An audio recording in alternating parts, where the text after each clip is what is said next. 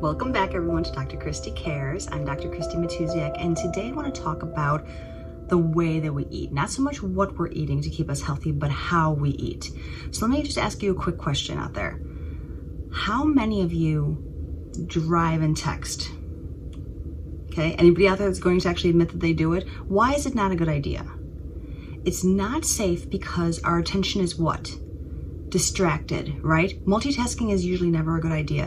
When it comes to the nervous system, especially when we're eating and trying to pair eating with any other task, your nervous system really wants to be able to focus only on food because there's two parts of the nervous system. There's the parasympathetic nervous system that's responsible for resting and digesting our food.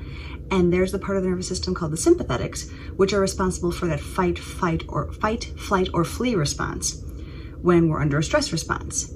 If we are combining our eating, which should be in that parasympathetic situation, with another situation where we're more sympathetic dominant, our food's not going to be digested properly and we're going to end up malnourished, and we're going to be ending up having food coming out not digested essentially, and you're not going to be absorbing the nutrients that you need from your food.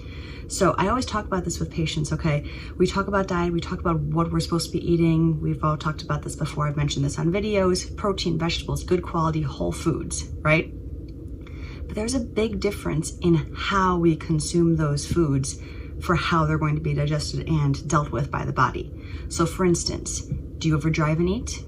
Do you ever watch TV and eat? Do you ever scroll Facebook and eat?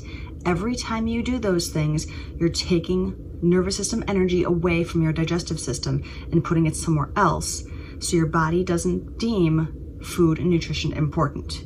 So you're not going to end up getting everything that you need from your diet, even if you are eating healthy.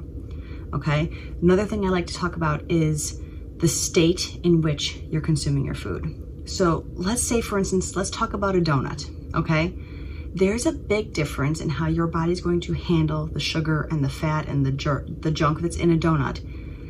If you're on vacation and you're sipping a cup of coffee on your balcony in Paris in a beautiful, relaxed environment, then if you consume that same donut, stuffing your face quickly in a car on the way to work because you're stressed and didn't have any time for breakfast, I bet you can even feel the difference between those two scenarios, right? My mentor kind of taught me that exact scenario.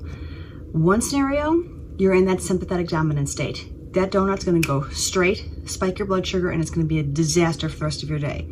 The other scenario, your body's ready and prepped to handle it. And so that blood sugar spike, I'm still not advocating eating donuts, but the difference is going to be huge in how your body processes that exact same food.